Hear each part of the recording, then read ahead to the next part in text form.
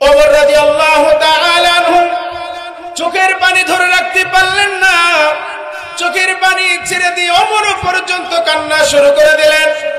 কাঁদতেছেন, এই কাঁদতেছেন, এমন ভাবে কাঁদেন আল্লাহর নবীর সাহাবী ওমর ডেকে বলে, রে যুবক, কি হয়েছে তোমার, কাঁদো কেন, কোন সমস্যা তোমার? যুবক কোনো কথা বলে না। আবার পুনরায় জিজ্ঞাসা করে, যুবক তারপরে কোনো কথা বলে না।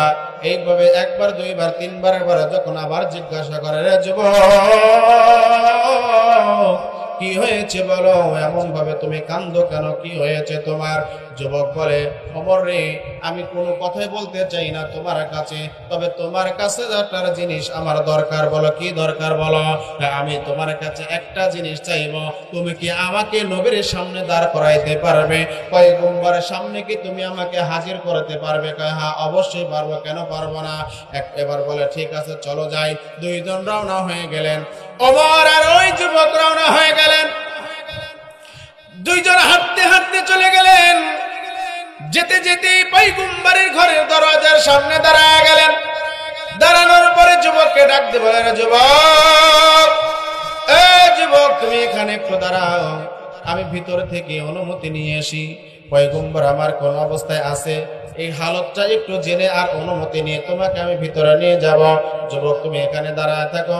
যুবক বাহিরে নবীর এবার ঘরের সামনে দাঁড়াইয়া ওমর রাদিয়াল্লাহু তাআলা আনহু সালাম জানায় দিয়েছে, আসসালাতু আসসালামু আলাইকা ইয়া রাসূলুল্লাহ, আসসালাতু আসসালামু আলাইকা ইয়া হাবিবাল্লাহ। এইভাবে সালাম জানা দিলেন। সালাম জানানোর সাথে সাথে আল্লাহর নবী সাল্লাল্লাহু আলাইহি ওয়াসাল্লাম এবার ভিতর থেকে জবাব দিয়ে দিলেন, কে গো? সালামের জবাব দেওয়ার পরে ডাকতে বলে, কে? আমি ওমর, আপনার সামনে দাঁড়ানো, আমার আপনার সঙ্গে কিছু আমার কথা রয়েছে। কি কথা? এবার ওমর রাদিয়াল্লাহু তাআলা আনহু ডাকতে বলেন, নবী গো, যদি অনুমতি দেন তাহলে আমি ঘরের মধ্যে আসতে চাই, আপনার সঙ্গে দুইটা কথা বলতে চাই। ওমর রাদিয়াল্লাহু তাআলা আনহুকে অনুমতি দিয়ে দেওয়া হলো। অনুমতি দিয়ে দেওয়ার পরে আল্লাহর নবীর সামনে দাঁড়ায় গেলেন। দাঁড়ানোর পরে ওমর রাদিয়াল্লাহু তাআলা আনহু ডাক দিয়ে বলেন, পয়গম্বর, আপনার সঙ্গে দুইটা কথা বলতে চাই। কি কথা বলো?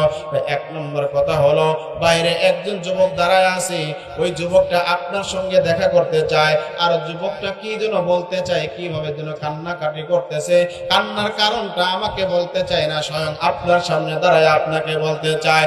ওমর রাদিয়াল্লাহু তাআলা যখন বলছেন, এবার পয়গম্বর ডাক দিয়ে বলে, ওমর রে, দেরি করো না, দেরি করো না, আমার সামনে নিয়ে এসে তাকে দাঁড় করায়া দাও। ওমর, দেরি করো না, যাও নিয়ে আসো। ওমর রাদিয়াল্লাহু তাআলা আনহু বাইরে চলে গেলেন। যাওয়ার পরে যুবককে ডাক দিয়ে বলল, যুবক, তোমার সুপারিশ কবুল, চলো। তুমি পয়গম্বরের সাথে দেখা করতে চাও? হ্যাঁ, চলো, ঠিক আছে চলো।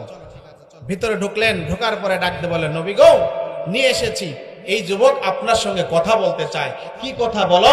এবার ডাক দিয়ে বলতেছে, যুবক ডাক দিয়ে বলতেছে, পয়গম্বর, আমি শুধুমাত্র কেবলমাত্র আপনার সাথে নির্জনে একা একা কথা বলতে চাই, ওমর থাকলে এখানে কথা হবে না, আমি একা একা আপনার সঙ্গে কথা বলবো।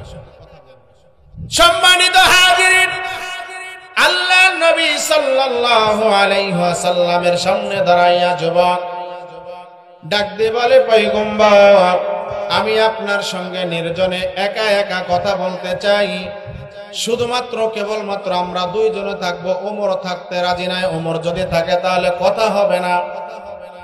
ওমর রাদিয়াল্লাহু তাআলা আনহুকে ঘরের বাইরে দাঁড় করায় দেওয়া হলো।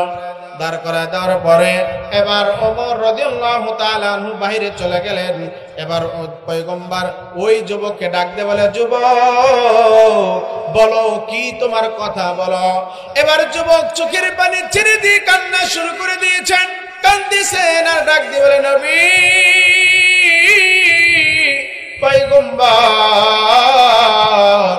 আপনার কানটা একটু আমার মুখের কাছে আগায়া দেন। নবী গো, আমি যদি জোরে জোরে বলি, ওমর বাহির থেকে হয়তো আমার কথাগুলো শুনে ফেলবে।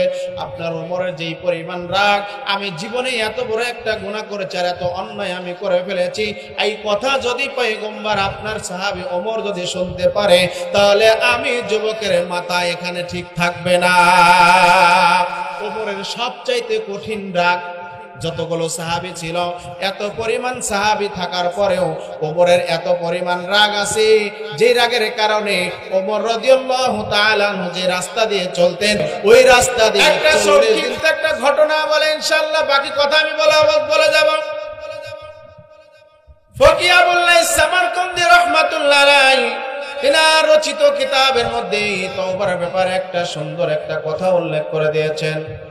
কোন একদিনের কথা, খলিফাতুল মুসলিমিন ওমর রাদিয়াল্লাহু তাআলা আনহু জামানার কথা, আল্লাহর নবী সাল্লাল্লাহু আলাইহি ওয়াসাল্লামের জামানার কথা। খলিফাতুল মুসলিমিন ওমর রাদিয়াল্লাহু তাআলা আনহু একদিন নিজের ঘর থেকে বের হইয়া এক পা দুই পা করে আগাতেই দেখা যায় একটা বটগাছের নিচে একজন তাগড়া জওয়ান যুবক মানুষ বসে বসে এমন ভঙ্গিমায় কান্না শুরু করে দিয়েছে, এমন ভাবে কাঁদতেছেন। এই কান্না দেখিয়া ওমর রাদিয়াল্লাহু তাআলা আনহু এক পা দুই পা করে যুবকের কাছে দাঁড়ায় গেলেন। পিছন